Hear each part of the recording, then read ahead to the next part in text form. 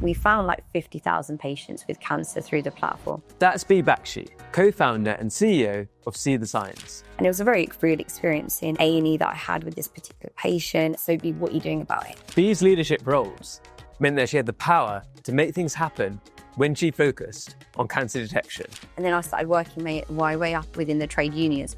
Then I was doing stuff on like leading terms and conditions of contract for the junior doctor contract negotiations. So I was like the deputy chair of the IT committee across like the British Medical Association. She didn't set out to be a founder initially.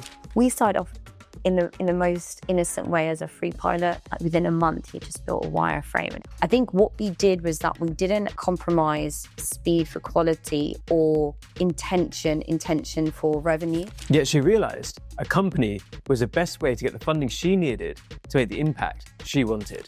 And then I had a cancer charity tell me, well, you need to solve this problem yourself. Her work is already inspiring, but there's so much more to come.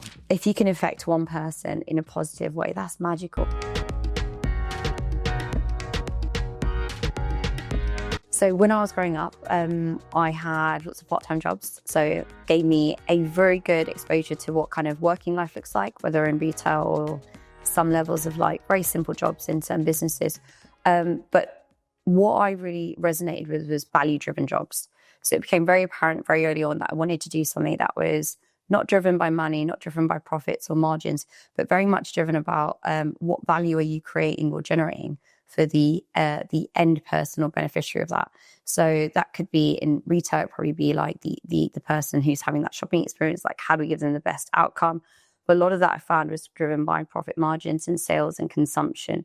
Whereas one of the reasons why, and you've had so many doctors on your podcast, so you probably have heard the story, but often to become a doctor in the UK at least, you need to make a decision when you're like 16, right?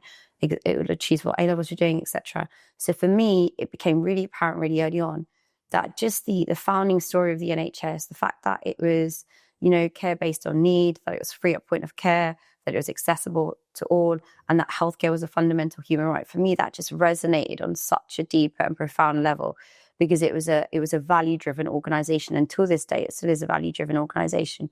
So for that really talked to me. And, I played around with the idea. I think when I was really, really young, I wanted to be an astronaut. And then I started wearing glasses and I was like, that can't work because you have to have perfect vision. I don't know if it's changed now.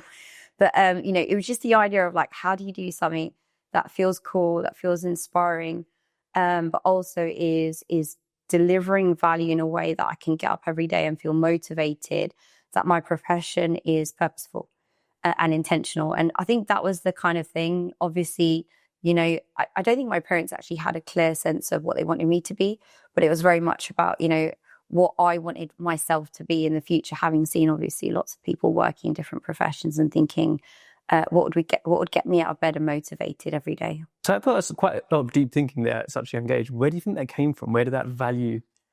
Do you know what? Having a part-time job, I think is a really great experience. I think now reflecting back, and it teaches you a lot of life skills because you realize that how businesses work, how you have to keep the lights on, you have to do sales every day and things like that. And when I was, I think like 16, I had my first job, and I was working in a shoe shop. And it was one of those things that I was very good at selling shoes. And it for people on the call who might be familiar with Faith shoes, and those who are like, young enough to know what Faith shoes, it was a really cool foot shop. They had great shoes. And I used to sell a lot of shoes, and I was one of like the leading salespeople. And you used to get like vouchers for more shoes that you sold. If you opened credit with some of the people as well, where they take credit on doing shoes, you would also get like vouchers and things like that. So I was incentivized to lend more debt to users, but also sell more shoes. And there was this like one flashpoint moment where this lady came in and she wanted some shoes for an outfit. And she tried on some shoes that just didn't look great. It just didn't look great. It didn't match the outfit. It didn't suit like her figure and things like that. But I remember at the time, like some of my other co-workers and one particular was just like, oh no, it looks fantastic. You look fantastic. You look great. And she bought the shoes and she left. And it's such a random, not important experience. But that one moment just stayed with me to be like, we win as an organization or as the retailer by selling more, not by delivering the best outcome for her or the best experience, whether that's an expensive shoe or a cheaper shoe or no shoe at all. Actually, your existing shoes are great with that outfit, just wear that, right? And it made me realize that like a lot of industry has these perverse incentives where you can only win at the, not exploitation, but at the, at a trade-off with someone else. Like, you give me money, you give me this. And it's not the case of like, like how your mum might say, like, oh, you just bought a jacket like 3 months ago. I don't think you need a new jacket, right? Are you ever going to get a retailer to say like, oh, I can see that you bought 4 jackets. You've covered all the seasons. Do you really need a jacket? Our jackets only last like 5 years, right? So you're good. Maybe think about that. And it was thinking more along that lines of when I was 16, I had that experience. And I wanted to be really motivated by people and by outcomes. I grew up in a family where kind of values was just always talk about like be a good person, like the concept of morality, the concept of like karma and giving back. So then it became very apparent, like, okay, what organization wins when the end consumer wins? And healthcare is like the most beautiful example of that I am directly motivated to do as much as I can to improve your outcome. And there's alignment, there's complete alignment, is that when you win and you meet your health goals, or you help to go from type 2 diabetes and we help to reverse and manage that for patients, or we get your asthma under control, or all the same things, like I win, you win, right? It's such a beautiful story. So it really became apparent really early on. I think I tinkered a bit with law, being like, oh, I want to advocate for like human rights and things like that. But at the time, I just wasn't very great at arguing. So it was like, I need to cross that out. I'm just more of a science geek rather than being able to articulate myself well enough in that way. So as you mentioned there's been a lot of doctors who have been on the podcast who started medicine and then transitioned away from it. And obviously, once you start studying medicine and you're going through that journey, for a lot of people, especially, like you said, at 16 when you're making that decision, you pretty much decide, like, I'm going to be a doctor for the rest of my life. But obviously, that's not the case anymore. So as you became a doctor, what in that journey was one fulfilling, but maybe one, secondly, left somewhere for you to think more about what you wanted to do in the future? Yeah, I think the biggest, when considering like the journey and, going into medicine and coming into entrepreneurship, the fantastic thing about the NHS, and you see I'm very pro NHS, right, is that like it builds in you this humility, right? Because the way that when you come in as a medical student is that it's a vocation. So the first thing you're told is it doesn't really matter if you've been here for 20 years, 30 years, if you're a consultant, if you're like the biggest professor, is that the concept of learning and the concept that you will never have perfect knowledge and that you constantly need to learn is always there. So when it came to, I think when I was a third year medical student, it's the first time you go onto the wards. I remember going onto the wards and seeing like, okay, we spend most of the time managing patients who are in beds and giving them medication to treat some of these ailments. That was kind of my first touch point on like, actually, could we have intercepted these patients earlier? Could we have done something differently to stop them getting their heart attack or complications of diabetes, or having, really poor circulation because of this, or their arthritis, or needing surgery, or needing like joint replacement and things like that. And it made me see, actually, is this too late? Because now we're medicalizing this patient and things like that. And it's fantastic. We get them home, get them rehab. But what's the opportunity for prevention? And that was probably my first introduction to say, I think we could do more if we moved upstream. And the great thing about healthcare, and I think even before you start, entrepreneurship, or even, go to Companies House and register a company or any of that, is most doctors actually have done some change management, right? And some people call it entrepreneurship, some people call it an audit or quality improvement, but they've gone in, they've looked at a process, they've looked at something and said, actually, do you know what? That's not very good. I think I can change that. Or why don't we do it? And they've like put their head above the parapet, they've raised it, they've done it, and they've seen the impact of that. They just don't recognize that they've actually been working on that level and solving those problems and making those improvements. So doctors are fantastic in being able to constantly do that, constantly collect data, constantly refine their own algorithms in doing that. And one of the key things that we do and that we're in, is ingrained in us is really good communication, but also the idea of concept of pattern recognition to spot like threats and things like that. The one thing we're very bad at, and I sometimes talk about, is that like, a C is very good. A C is like average, right? But when you're obsessed with A stars, or you think that you need to get an A star all your life in order to get this, and the fact that there's A stars now, I just think is wow. But it means that sometimes you sacrifice good for perfection. I think that's the challenge with entrepreneurship, is that the ability to learn and iterate sometimes gets sacrificed with the idea of going out with something perfect, where you can't have something perfect in a perfect world.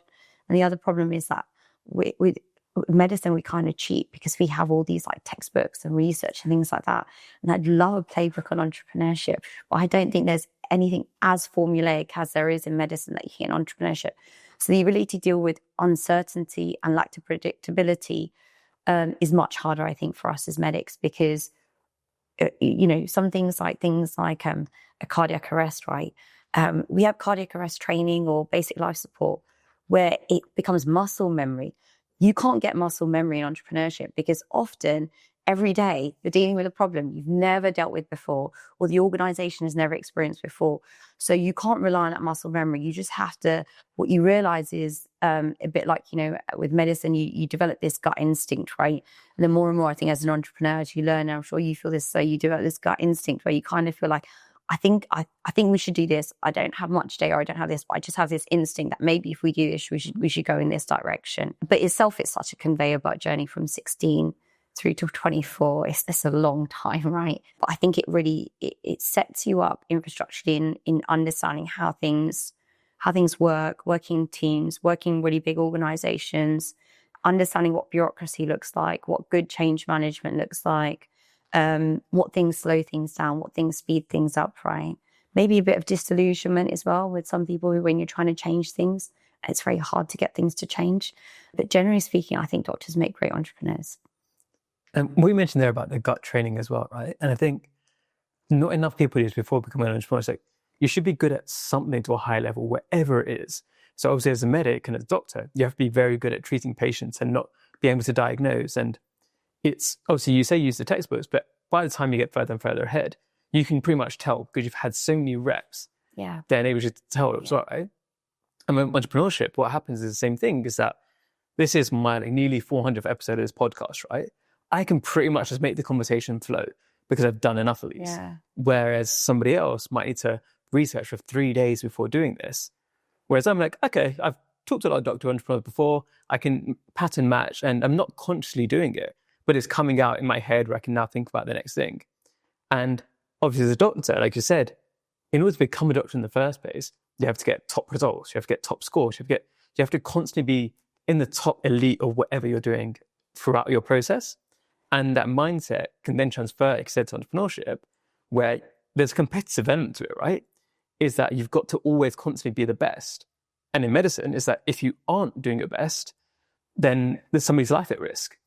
And those stakes and constant risk is, I think, relatable to entrepreneurship, right? Because, well, depending on what you do, usually like nobody, I think, if I do a podcast badly, is going to die. But it's those stakes involved with it, right? You have to make decisions quickly because if you don't, something is going to happen there. And for you in your own journey, so obviously you said about how all the different skills you got from being a doctor, but what made you then decide actually away from the theatre is where I can maybe make the best impact? Yeah, it's a really good question. I think all of us have like a light bulb moment when we think about what opportunity we can do beyond either medicine or beyond the day-to-day value we can create. And sometimes people go into, holding leadership roles within their hospital institution. Some people do different stuff. My thing was always, and actually even before entrepreneurship, right, it's always if I saw a problem, I'd be like, that doesn't make sense. Why do we do that? And I was probably a bit irritating and annoying in many scenarios in answering these questions, but I never actually had any ambition for leadership. It was one of those things that I'd like complain about something and I'd find myself in a meeting. So when I was an F1, like my first job was a surgical rotation job. And there was 7 surgical teams and we all had one computer. We all had kind of our patient lists on the hard drive of that computer. So we couldn't even go to another ward or another department. And we'd all come in earlier and earlier. So we used to be coming in at like 6:30 in the morning so we can each individually update our list. And in the evening, we'd all sit around till like 7, 8 o'clock to individually update our list. And the reason why was because all the other computers on the ward had been broken and we'd escalated it to like the ward manager and one of those things. And it was obviously a really poor use of our time, patient safety issues, etc. And I remember just finding myself in a room And I just kind of blurred out to be like, well, it's ridiculous. All these computers are broken. Who's fixing these computers? And it was all like, oh, we've put in like a ticket, or we've done this, right? And I happened to be, and I don't know how, I happened to be in a room with, I want to say the CEO, or someone very senior for the trust. And I just like, in some ways, I don't have that filter of like, well, actually, this is your hospital, like you want to know. So I don't have this, often I don't have this perception of like this power dynamic, or thinking that, you know, oh, I can't be seeing this, so I need to toe a party line. But I just said it very clearly, being like, all these computers are broken, like we can't do this, we're coming into your house. And what you often find in when you skip a few levels of management and go straight to someone like that, they're just like, wow, I had no idea. Let's fix this. Like the next week, all the computers were fixed in the ward. And I was just like, okay, that was cool. And then it was a couple of things other times. I remember, again, we had lots of small things, but the few things that stand out is like, we had a junior doctor who that evening had been sent home, as in like they were doing a day shift, and they got sent home at like 4:00. Very common, these things, to do a night shift because someone called in sick. And again, I found myself in a room and I was just like, that's not appropriate. They didn't have enough hours of safety behind. Why are you doing that? And he got called up and it got escalated. And off the back of that, I was just like, well, it's not a safe space to escalate. We set up a junior doctors forum. This is back in like 2013 or things like that, right? And then because I was saying these things, people started inviting me to be part of these rooms. And then I joined the local negotiating committee, which is a trust-based, the trade union arm of the trust, and then kind of the regional one. And then I started working my way up within the trade unions. Then I was doing stuff on like leading terms and conditions of contract for the junior doctor contract negotiations. This is the first time junior doctors went on strike. And it was one of those things that like I found myself in rooms just because I was saying things or calling out things that actually we probably all were thinking. But rather than having this cathartic moment that often we do as doctors, where we're just like, oh, my shift was harder. No, my shift was harder. And like, you know, like as entrepreneurs, right? Oh my God, I had this experience, or I had this experience, right? I was once challenged by a consultant to be like, when I was having one of those moments, and he just kind of leaned and said like, so Bea, what are you doing about it? What are you going to do about it? And that kind of stayed in me to be like, actually, I want to be the doer. I don't want to be the talker, right? In saying like, well, okay, if I could solve it, what would I do? So it's always constantly the idea of if I can see something and I feel like I can fix it. So when See the Signs came about, it very much was that I just saw and experienced a very real problem. Like all of us have been touched by cancer. We've all lost a loved one to cancer. I think we've all asked the same question as well when we hear about someone being diagnosed with cancer or losing someone to cancer, around like, what if? You know, what if we picked it up early? What if we asked them to get checked out sooner? And thinking that, you know, could have the outcome be differently? And when we live in that what if, it's not actually a problem of medicine, it's a problem of timing, right? It's if we got in earlier, if the doctor got in earlier, if we encouraged them to be seen earlier. And when I looked at the data, and I just thought, actually, this is a massive problem. So many people are dying. It's a huge bottleneck. And everyone's attention is on treatment and, you know, diagnostics. No one's thinking upstream. No one's thinking about how to identify patients earlier. And it was a very real experience in A&E that I had with this particular patient, and kind of, you know, why was my cancer diagnosed so late? So when I took that away and I kind of shared and escalated it, it was the same kind of rhetoric of like, it's too hard, sad, people die, you can't really do anything about it. I was just like, it's so obvious. So why aren't we screening? Why aren't we risk stratifying? So again, it became like, I never had a sense of wanting to do a business or a sense of that. It was just like, guys, we need to solve this problem. Like, let's chat about it. And I went to some cancer charities. Then I kind of found like people who talked about this issue, and they said, yeah, it's a good idea, but it's really hard. We've tried to do this. It's not really worked. And then I had a cancer charity tell me, well, you know, you can't just be asking for funding to try and solve this problem. You need to solve this problem yourself. And it was almost like the doors that closed that led me to the conclusion of, maybe I need to have a company, so I don't need to beg for money to try and build a solution to solve this problem. So it becomes very convoluted, but again, centered around the things of when things are obvious and everyone you put in a room, like, you know, he had that for like surveys there. So I'm like, yeah, why don't we solve this problem? It just became very compelling. And then I just got very obsessed with it in trying to solve it. And my co-founder at the time, I was really lucky, Miles, who we met as junior doctors, he himself had taught himself to code. He was doing a lot of coding. He used to build websites and apps. So again, it became really obvious to be like, Miles, can we build this? Like within a month, he just built a wireframe, and that was our like our moment. I think this could happen. I think this could happen. Let's do it. Oh, hello. Quick interruption to let you know a bit more about Bea HQ. We're the community for high growth Asian heritage entrepreneurs, operators, and investors in the UK. You can join us totally free at thebayhq.com/join. There you'll get our CEO structure in your inbox every week, which is content, events, and opportunities. You can also get access to our free Startup Fundamentals course by joining. Let's get back to the show. Obviously, as you know, like a lot of people I talk to, healthcare, health tech entrepreneurs, they all worry about how do you get this to actually get piloted, and how do you get people to actually use this product. So you can come up with a good idea, but it's always notoriously hard to actually get it piloted. How did you go from this wireframe to actually getting somebody to pay and use that product? It is so hard, and I don't think it's got easier over the years. I think it's actually just got harder. Where previously people were probably just really well intentional, like let's solve the problem. Now it's just like, before we solve the problem, let's discuss regulation, let's discuss this, let's discuss, all of these other things. So not that's a bad thing, but it means that there's just more steps to jump through before we can start even talking about what the best approach is or how innovation or technology can be used to solve that problem.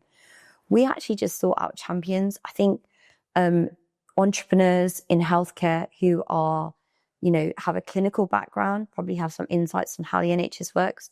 Like, I feel profound empathy for non-clinical entrepreneurs trying to solve an NHS problem in understanding how the NHS works, because it is so convoluted and there are so many quangos and there's so many organizations and there's so many different names to understand, how do decisions flow? How does funding flow? How do all these things?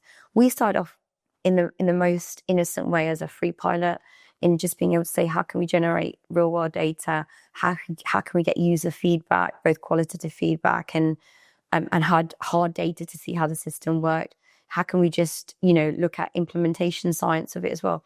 So we started just very kind of without thinking even about money or commercial models or things like that, very much in like, does it work? That was a pretty like, does it work? Will people use it? Will people like it?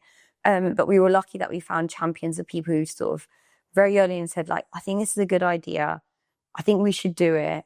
How do we make this happen to get enough data, to get enough idea of impact and usability and feasibility to get to the next point? And I think understanding with a pilot what you want to achieve and what's the next point you want to get to is really important to define those terms. Because I have seen, and I think we even like ran the risk of, if you do a pilot that you don't like, you put it, but you're not clear, and the other organizers aren't clear. Like, are you aligned on what you want to measure? Are you aligned on what it means once you get this? Is it going to convert? Is it just you're getting data to help support, maybe for regulation, maybe for just publication, or just to support the building of evidence behind the technology or the platform? So that's the bit where I think like sometimes you're just so excited that, they said yes, let's just go. That when you don't define those, you then end up realizing like, in your mind, you probably achieved those outcomes. In their mind, maybe they were looking for like efficiency savings or ROI. And I think early on, we were just very much, no, we're just focused on impact. And one of my supervisors really early on, and this is again going into the naivety of like, you're like, I want to solve cancer, I want to help people. And he just kind of said to me, well, actually, Bea, if we put funding behind anything, you could probably have an argument to say, we want funding to improve and then insert X condition, right? Asthma, epilepsy, dementia, Alzheimer's. So it really is a case of like, why this technology, why this condition? And there has to be an ROI, there has to be a business case behind it. Because you could argue the same for anything you do when it comes to healthcare compared to probably any other industry. So you really have to think about, if they have a fixed budget, why this product, why this disease, and potentially why your organization is some of the things I think we learned after several rounds of like iteration and discussion, probably too naive coming in that like a good thing is just a good thing. Like everyone should be behind a good thing. And actually a good thing is not enough when it comes to thinking about scalability, sustainability, and all the other things that you have to be cognizant of in healthcare. Was that a difficult transition? Because I think we're going through a similar phase at the moment, right? Of the idea is like, let's just help loads of people. but then people don't value things as much when they're free. And you obviously leave yourself liable where can you pay the rent? Can you pay these things if you're not also thinking about it as a business? And it's been a difficult, like, emotional transition for us of like, we started in this way, but in order for this to be sustainable and survive and actually help the people who want to, it's also got to be a sustainable business too. How is that transition? Because you might be able to, like, logically, that's the best thing, but it can be different internally to make that change. It's a really great question. So Mars and I, my co-founder, like, we had no ambition to be entrepreneurs or startups or, that I think actually, because we started in 2017 and that probably came a few years later, like the maybe the lure or the glamour around it. But we were just like, oh, this is a really interesting project. And we had already done some work when we were at Chelsea and Westminster Hospital where we built an app for the hospital, gave it to the hospital. But we just loved the idea of using innovation to solve problems. So even this, we actually went around and said like, we just need to get some engineers to get it off the ground. So we didn't have like really high hopes or high ambitions of like, of thinking about where this could go. We were just like, what's the 0 to 1? We need some engineers. How are we going to get engineers? And probably for the first 3 years of See the Signs, we just worked for free, like, ate into our savings, did locum shifts, like out of hours, like all of that. Again, because we didn't come under a structure or a program of, this is how entrepreneurs are made, or this is how you take idea to conception to scalability of like, MVP. There was nothing like, if you take a startup, book of like what to do, like it was all just like, working it out on the fly and doing some of that stuff. It really was when people closed doors in our face and people saying like, well, you guys are doctors, doctors ask doctors to pay for it, ask health systems to pay for it. Like, can we give you donations? Can you have charity? We're just like, oh my God, we're spending our life just begging people to give us some funding so we can just hire 2 engineers. And it was like, well, what are the options? Could we be a social enterprise? But even then we're fundraising and things. Oh my God, we're going to have to be a company and we're going to actually need to like commercialize this in a way to build this, to then be able to deliver this, to then help patients. And it seems so obvious and it seems quite childlike when you stitch that together, like, isn't that obvious? But the other problem when I say all the benefits of the NHS is one of the things the NHS as doctors, like, you don't really have that concept, right? Like a lot of things you do is because it's the right thing to do. Like you'll find a lot of time you're in discussions and things like that, maybe slightly different now, but at least 10 years ago, training coming through the NHS, we didn't discuss pound signs. We discussed impact and outcome. So the fact that we're an evidence-based NHS as well to say, if there's evidence for it, we'll do it. We'll pay for it. We'll, whether it's surgery, whether it's this, whether it's a very expensive treatment. It's not the case of this is expensive. Who are the best people to give this drug to get the best ROI? We weren't exposed to those conversations. So then when thinking about having a good idea and executing it, the innocence and naivety of like, this is a good idea. Why isn't everyone behind it? And they're like, well, sort it out, guys. You need to sort this out. I think that was a big lesson in thinking about how we have set up the infrastructure, hire people, and then it comes with all the things that we probably all experience. So things like HR, managing people, hiring, accountancy, tax returns, VAT returns, all the other things that like no one teaches you, right? Especially in healthcare, like every single doctor has that same experience with their payslip where they don't understand a single thing on their payslip, right? Just the bottom right hand number, right? Where they're like, so I think that kind of concept, but it means that you typically found companies where they're founded based on a problem, so you don't need to solve the problem. It's so implicit, and you can really identify the pain points. I think doctors go after really tangible problems that can really solve and have a seismic shift. But I think the operational side of things is a steeper learning curve, unless you get like a non-clinical co-founder or things, some of those types of things. It's a rapid learning curve. Obviously for dentists in the country, they are taught about things because dentists run as businesses. In the US, it's slightly different because healthcare is run as for profit and as a business. But the UK NHS is very exclusively in that way that we don't get taught much on that side. So obviously it's been some time now since you moved to being a company and being able to scale as much as you have.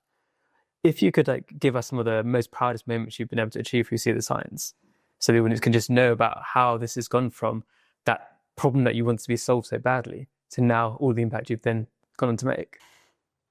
Sometimes like when you're in this like founder mode and entrepreneurship mode, you often just feel like you're standing still. And it's really hard. And then you look back and you look, where was I 1 year ago, 2 years ago, 5 years ago, and what you were worried about, you had sleepless nights, and you're just like, wow, that doesn't even matter now. Like, you don't really care about that. Single proudest thing in at See the Signs, we have really come across, like, we're so North Star obsessed, right? On mission focus. I think for us, like, and every single person in the team, I think would say the same thing, from, our help desk to our engineering team and so forth, is actually the number of patients we've detected. So we've found like 50,000 patients with cancer through the platform. And I think that is the most exciting thing for us, is to see that. We often have this thing internally we talk about. It's like, we don't count clicks, we don't count users, we count impact, right? We have to count impact, because even if you have the best user experience and the best workflow and things like that, right? Like, I even say this to health systems, like, you're paying for a service, right? How are you measuring me being good enough to deliver a service and meeting your expectations for your patients, your populations in cancer?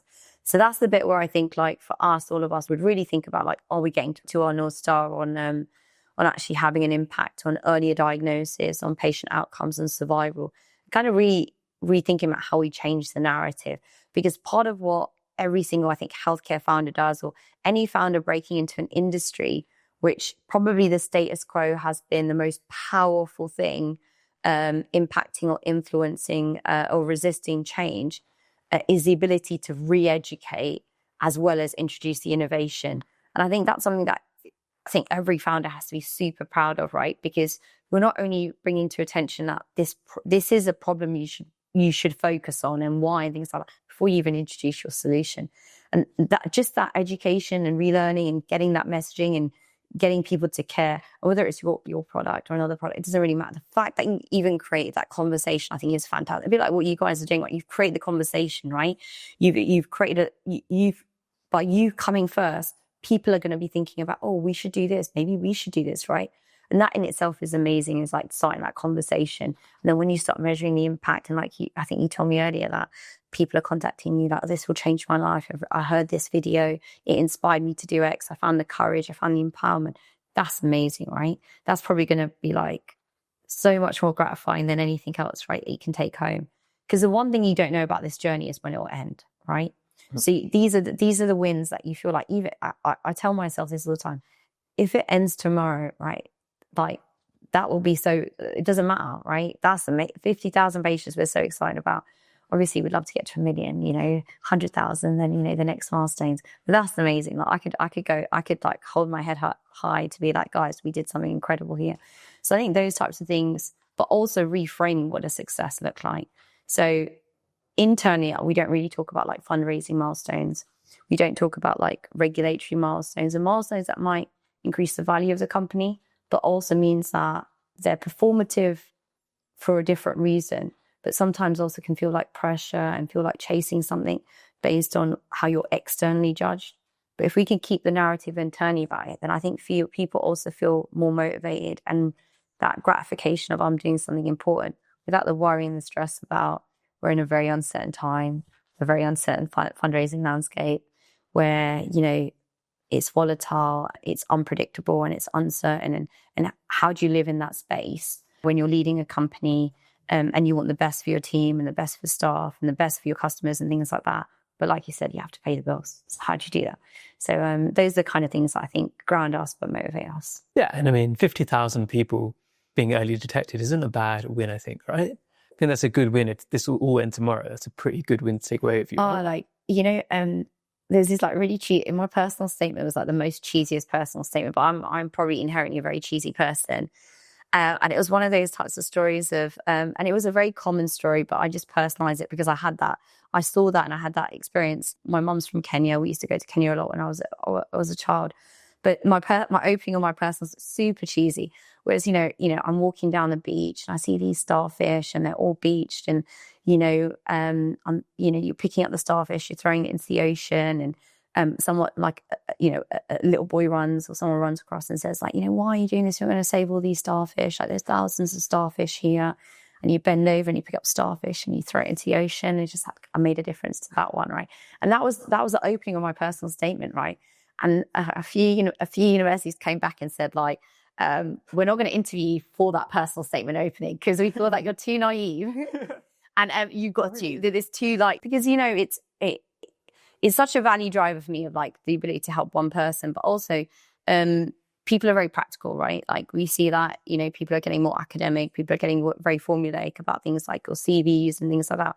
But it's also the relentless optimist in me to be like, actually, if you can affect one person in a positive way, that's magical. And I've seen, and I'm sure all of you have had, that one teacher or that one supervisor or that one person has given you, because my parents have been fantastic, but parents are always biased, right? They just think you're amazing. They love you unconditionally. You know, they give you all the support and encouragement that you're doing a great job. But people, when you have people who are teachers and trainers and supervisors, and they give you that moment to say like, what you're doing is important, and I believe in you, and I think you should go for it. Don't doubt yourself. It has such a big impact on what you're doing, and I've had moments that have changed my life based on that type of feedback. So the same way, like if you can, whether it's through healthcare, whether it's through anything you're doing, whether it's obviously what you're doing in bringing this, all of this kind of empowerment, education and encouragement to a brand new community, it changed the world. It does. You mentioned as well, just before that, how all of the team is like about the mission, right? About helping people. And you centered the help desk, because always different teams you now have. How many people are now in the team? And also, who do you think you should have hired earlier than you did? And you maybe waited too long and they made a really big difference to the company after you'd made that hire? Or that team hire? Yeah. So we're just shy of 40 right now. And it's really difficult to say, you know, how would we hire? Because if I was going to do this again, you know, I probably would, or actually, I honestly, I don't know, but obviously when you have funding, you're in a very different position. You can hire talent, you can really think intentionally about like investing in people, but investing in infrastructure, investing in all these things.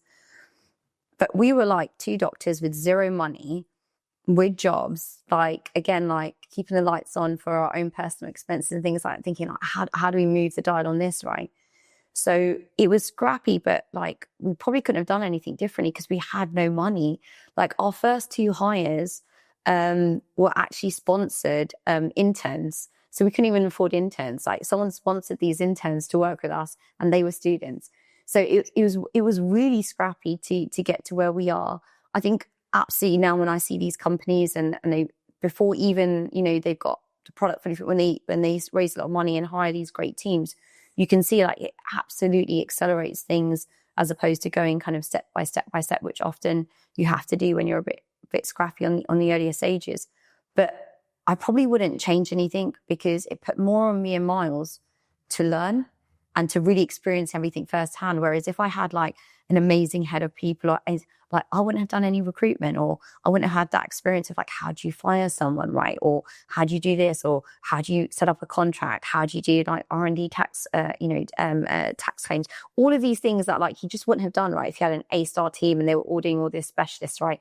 So I'm probably better for it. I wouldn't have probably said it at the time, right? You know, come through these scars and you're just like, now you wear these scars proudly to be like, yeah, I did this. I was like wearing all these hats. I know how to do it. But yeah, I wouldn't change it. I wouldn't change it. And you said as well how internally you're keeping very much focused on the mission about how many people can you detect early. But in order to do that, like you said, you've got to keep the lights on, you've got to get the funding too. And when you're trying to juggle those two different things, right, where you really care about what you're doing, but you know that in order to get funding, you need to present certain stats, you need to present your company a certain way as well. How do you think you're able to get that funding to be able to enable you to do the work you're doing? Healthcare is such a like chicken and egg problem because it's technology intensive, it's regulation, safety, all of these things have big costs to start off with before they will even be like, you know, have you got all these certificates before we can even like consider your technology and software. So it's really challenging. I think part of some of the things that were slightly easier for Miles and I is that I actually did a lot of work nationally. So I was like the deputy chair of the IT committee across like the British Medical Association, NHS England, NHS Digital. So I was doing a lot of work in saying like, what does good regulation look like? What does patient safety look like? How do we think about data? Like I was doing work at the time when GDPR came out, and it was like, how do we implement GDPR across every single GP practice? So we just had a very close understanding about regulation, about clinical safety, about cyber, about data protection, all these things, that we actually were able to do a lot of things in-house. I remember we would pull like all-nighters in order to get these documents in, and we'd like between us wrote like over like 100 different documents, where probably now people would be like, oh, maybe get an expert to do it. Actually, maybe easier now with the world of LLMs. But we would do that just because we had that knowledge and we were going into in that way, so it's like easier. I think what we did was that we didn't compromise speed for quality or intention for revenue. And what I mean by that is sometimes there are pots of funding that come out of nowhere, and there is a lure to say like, oh, we could do that, we could repurpose our technology to do that, or we could go after that and things like that. But because we were very intentional about what problem we're solving, it meant also we could be quite disciplined and focused to say, actually, is this helping us get to our North Star for cancer? And there might be funding available there. There might be a new pot there. Actually, that's not true to our mission. So equally saying no to opportunities that might have been a good short-term opportunity, but a bigger long-term obligation, also meant we could be focused, but then we were scaling a single product, which I think you then at some point have economies of scale in the way that you can actually really, capitalize on a single product, as opposed to, I think the hardest thing about healthcare right now is you've got companies solving so many different problems. Take communication. There's so many layers of problems there. Think about interoperability, think about workflows, things like that. So it often means that it can bleed into some other areas, or actually, could you do a bit of this? Could you do a bit of this, right? Which then can increase expenses. It can increase, like, how do you service those contracts? Then you've got different customers in different ways. So I say we've been lucky, but actually it's just because we've been very specific that we are in a specific vertical, in a specific disease. And even in cancer, we're just an early diagnosis, right? We're very focused there.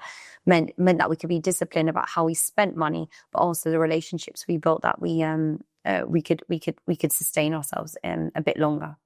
It's avoiding that shiny object syndrome, right?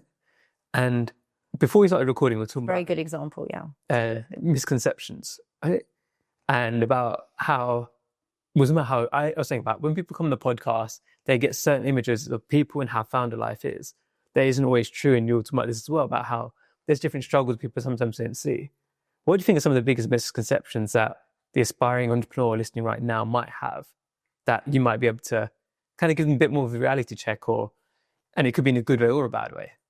I think the biggest question when we think about being an entrepreneur, going into entrepreneurship, and you could be entrepreneurial, you can work in entrepreneurship or do things like that, but to be like a founder or CEO or co-founder, the first thing I ask is like, why?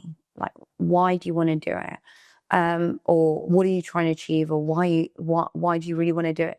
And sometimes when you yourself just ask that question to yourself, right? If you can't find a good reason, you really need to question, like, well, why am I doing it? And it's okay if your answer is like, well, like, medtech looks cool, I want to go into medtech.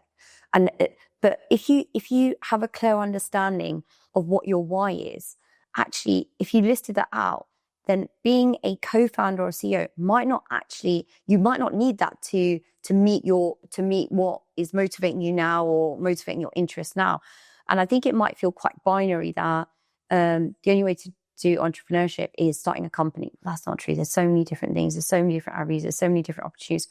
Or often, I think it's a bit like 10 years ago where doctors, if they left healthcare, it's like, what do? I have consultancy or pharma, and those are the only two options, or medical education. And even now, I think for some people or some doctors feel those are the three options. You can actually do anything. You want to be a baker? We've seen doctors be bakers. We've seen doctors be artists. So like, we put restrictions on ourselves and we set rules for ourselves, and we put ourselves in these boxes, and then we set ourselves these high expectations to meet some level of fulfillment that we want to seek in the world. I think it's just the question of like, what do you want your day-to-day look like? What makes you happy? And why do you really want to do it? Because the amazing thing is that, like, if you've got this far and you've got a degree or you've got a postgraduate degree, and you're working, like, you are smart. Like, you are so smart. You have transferable skills, and that's whether you're in medicine or you've done law or accounting or things like that. Like, you are a smart person. So you just have to have the confidence to think that just because you trained in one thing, it doesn't mean that that's your box, right? You can do anything, but making sure that you stay true to, like, what's your why? what's the path that you want to lead, rather than seeing another person's path to say, because I often get that like, oh, how did you do this? As if like this is ABC of now becoming, this where I am now. And actually, if I started again, I'd probably have a different ABC, because no two entrepreneurs have the same journey. Like, no two doctor entrepreneurs, no two entrepreneurs who've even received funding from the same, venture capital the same year, the same amount, will have completely different journeys, right? So there is no standardization. So the idea that there is a path to take you to X, actually, what is X? And is that the path? Is there another path? What are you willing to sacrifice? What works for you? What makes you happy? Like, you might have different commitments, different obligations. Like, make it work for you. Don't feel like you need to own that person's journey or the other person's journey in order to think that's what success is. And I think that's the problem, is that we dictate, or we're very prescriptive of what does success look like. It's this exit, it's this IPO, or it's this much million, or this much raise, or this much. It's all arbitrary, right? Like, what makes you happy, right? What does success look like for you? Like, that could be a lifestyle business. It could be like, being able to drop your kids to work and come back and spend 4 hours a day working on a business, which might be an e-commerce business. It could be drop shipment. It could be in healthcare. It could be consult. What makes you happy, right? Lean into that. So just before we go to quick fire questions, what we're doing now, so we're 240 something episodes in. This might be to episode 250, I don't know yet. And what we're doing is, after 200 episodes, so about 2 years, we're saying to the guests they can come back on again. So if you were sitting here in 2 years' time, after another 200 episodes, what would you love to say as like your proudest moment? So you've said you've done 50,000 patients today. What would you love to say in 2 years' time? In 2 years, I want us to be at 500,000. So really compound. Because the fastest growth we've seen is in the last year, based on increasing coverage, etc. So definitely at 500,000. One of the key things that, especially because we're doing some work, we're doing a lot of work actually in the US, that is really hitting hard for me. And actually, it was one of the things that we did when we went into this, is that a lot of the problems entrepreneurs are solving, and these are global problems. And sometimes, we get stuck with the NHS, but actually you're solving a global solution. We're living in a global economy where there is so much accessibility now. You see from how digital technologies are giving you access and channels and visibility, in thinking about like, I really want to see how we can really help the communities that need it most, especially when we think about, we're very fortunate in this country that healthcare is free. But in many countries, actually affordability of healthcare is equivalent to survivorship, right? And, part and parcel, healthcare is a human right, before cancer care is a human right. So I think for me, I'd love to be able to have more that I can demonstrate and hold my head up to be like, I took this to countries where they don't see many healthcare innovation because of cost and things like that. But because we're software, and software is super scalable, and there's ability to do it super cheap, hopefully, we can actually have a tangible impact. So the access, equality piece is really important to me. Obviously, if I'm still here in 2 years and see the signs is still here in 2 years, fantastic. We're always winning. Every chorus, like, it's borrowed time sometimes, it feels like, with all of these things when it comes to it. And understanding, very grateful. If I'm still here in 2 years, I'll be very grateful. Okay, so 500,000, so it's like 10x, right? Yeah. So now, quick fire questions to wrap up. So first one is, who are 3 Asians in Britain you think are doing incredible work, and you'd love to shout them out today? Okay, so I think there's loads of Asians in Britain doing incredible work, not just in entrepreneurship, but in the creative industries, in art, in writing, in science, in maths. Like, there's so much happening. I think all of your past videos are testimony to how incredible and actually how rich that is. I think the biggest thing that, for me, what I've seen is that often I've been kind of signposted, or being Asian is almost seen as like, okay, how do you match Asian to Asian, or how do we think about like bringing Asian mentorships and things like that? And one of the key things that I've always found is that the people that have tapped me on the shoulder or empowered me or helped me through the way actually haven't been Asian. And the challenge is that, like, as an Asian as well, I'm still climbing up this ladder, right? I'm trying to get up my ladder, like, and I want to make sure that ladder's there for the next person. I want to make sure I can bring people from, but I'm still climbing up the ladder. And the benefit is that there are people probably at the top there, right? Because of privilege, because of access, because of different things. And it's about how we think also about how those people can help us as we come up through the ranks, and really diversifying what that opportunity looks like. But often I say this is like, it is a lot harder. It is absolutely, fundraising is a lot harder. Running a tech company is a lot harder. Being a woman is a lot harder. The intersectionality piece is a lot harder. But I've been very fortunate, and I think many people have come into entrepreneurship and they've noticed it. I came through healthcare. It's 50-50 gender parity. Like, I think something like 60-70% of the NHS is non-white. Like, it is such a diverse organization. There's the biggest diversity of non-British people as well working in NHS. So I've never had that experience of thinking about accessibility and diversity in that way. But then coming into technology and entrepreneurship, you're in a room with a single demographic and a single sex consistently. So you do feel that change. And I think for everyone at home who's listening and things like that who want to go into that, you probably feel that. And in a weird way, it creates a power balance, right? You don't look like them. You're not the same sex as them. You're not the same age as them. You didn't go to the same schools as them and things like that. And often actually is you're never going to be able to overcome that. How do you get the confidence, right? How do you get confidence? It's absolutely looking at all the Asians who've done it, but actually anyone who's done it in the different paths, whether Asian or non-Asian, and making sure that feels accessible to you. Because the hardest thing is thinking that that path could be your path when the only people you've seen go down that path are people who don't look like you, who haven't had your background, who haven't had your experience in life. So that's one of the biggest things I think for me I've seen is not only having kind of the visibility of like, you need to see what you can be, but also having the encouragement to say, actually, even if you can't see it, you can be it, right? How do we create that narrative as well? Like, you know, have we Asians in space, right? Asians doing this, Asians doing that, right? By the time we probably get the Asian astronauts sitting here interviewing you, how do you actually inspire the person to be that person, to go down that route and then come here and be interviewed where you like? It's a fascinating thing. But one thing that I've done, and I think your previous founders have talked about this as well, is I constantly say is that in each organization, kind of look up, look down, look left or look right, right? And really look at what that looks like to be like, is this right for me?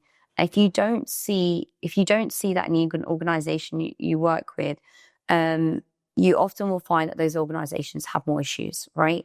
In thinking about access, thinking about opportunity for you, because many people will be in organizations that they want to really aspire up to access, opportunity, and then also the ability to have the accountability for the outcome rather than like who you are in many ways. So it's probably a bit of a cop out that I can't just name three, but I think there's so many to shout out of brilliant people that are doing brilliant things.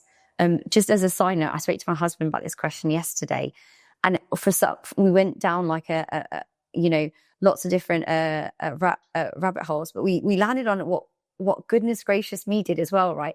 I don't know if you ever look back and you think, right, that when we were kids, we never saw anything Asian on TV, right? We had no experience with that, no exposure to that. Like all Asians were typecasted in very Asian roles, like, you know, it was the corner shop, Mr. and Mr. Patel in EastEnders or this or that, right?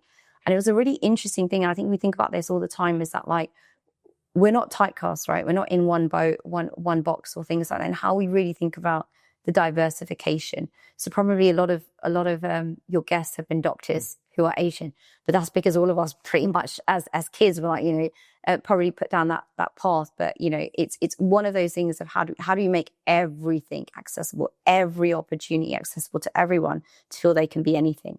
And that's the excitement I think in what you're doing, but also what I see with the future generation, that they don't feel like there's engineering, there's accountancy, there's law, or there's medicine, right? There's so much more. Yeah, and I think a big part of that too is one of the things we try to do is about it was building bridges, not walls, right? It's like, okay, the idea is to inspire people from Asian backgrounds and help them, but at the same time, it's not at the expense of other people.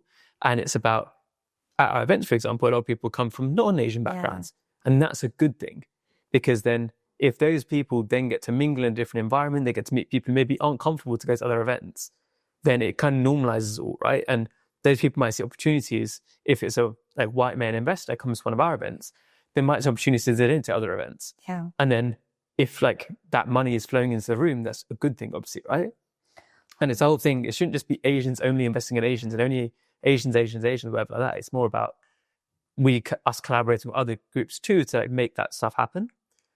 And then the next question is, if people want to find about you and see the signs, where should they go to? Follow our LinkedIn page. Probably has the most up to date. Our website.